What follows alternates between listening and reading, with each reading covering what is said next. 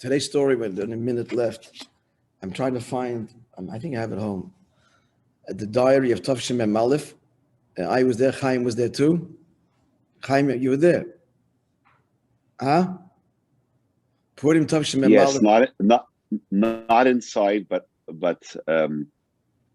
it was something special. Yeah, so Purim Mem Aleph, this was basically what happened. More details share tomorrow. I'll find the a diary. Chazan just left a voice note recently. Yankala Chazan. No.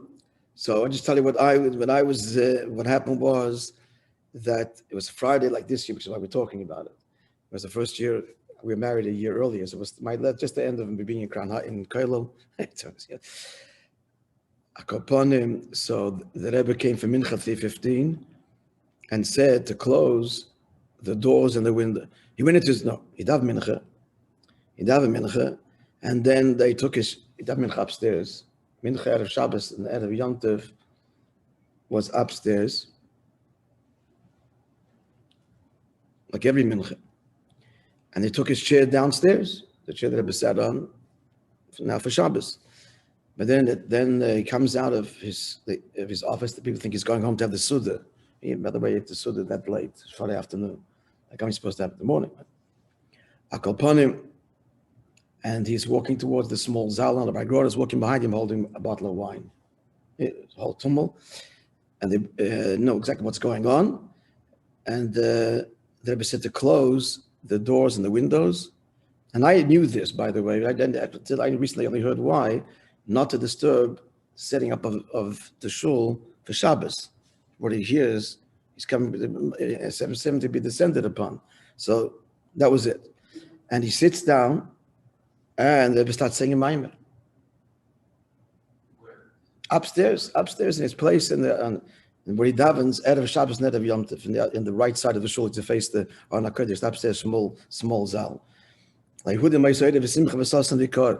and caught everybody surprised. There were 20, 30 people. There was a tremendous crush. There was plenty of room for them, but they were like crushing to the front. So we're told afterwards.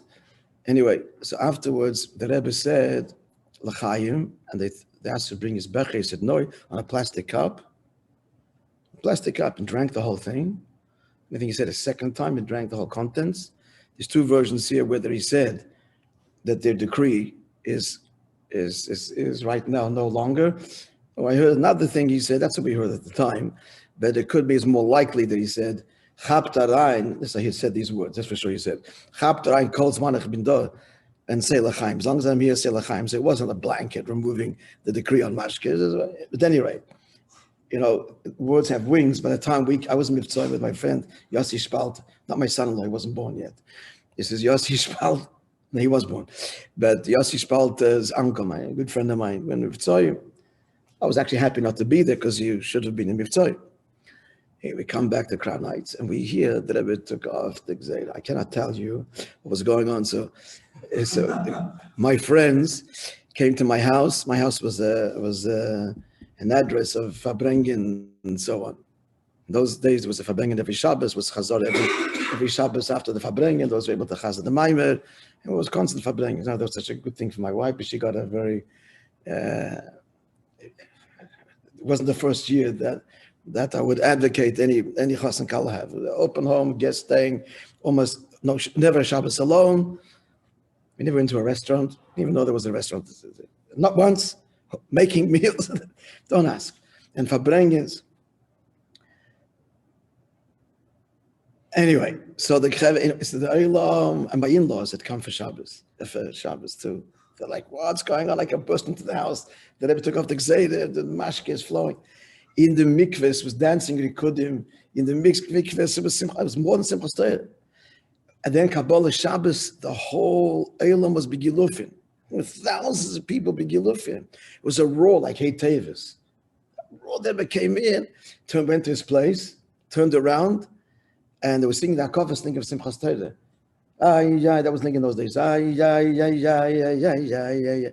turned around and made song with his hand. And that was the end of it. Next day was a Fabrengen, and a very feilech of Fabrengen. What's interesting is, we were just talking to Chama last night. knowing the next day was a Farbrengen, the celebrations didn't continue. For some people, but majority not. Next day is a Farbrengen, so it had its cap. It's had its cap. And Derech Hagav, in case you don't know this, it's just maybe you do know. By the Eves Farbrengen, at least Bachem, no one ever drank mashke, even wine. You said L'chaim, if you said L'chaim, there was a small cup of wine, these little cups. But L'chaim, the Dalet Kaisis,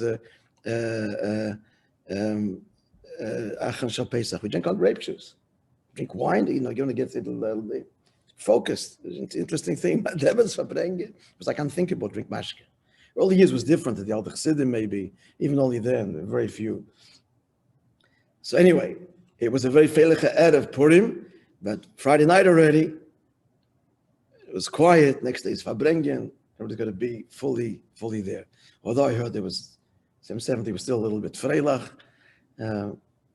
More detail, I'll look up. There's detail about how the Chazorah, they got a tape recorder on me later. I think Rabbi Chadakov's son grabbed a tape recorder, but he missed the beginning. I think Rabbi Mentnik was there, was able to chazir it. There's more detail. We'll find out tomorrow. I'll share the rest of the story. A wonderful day, friends.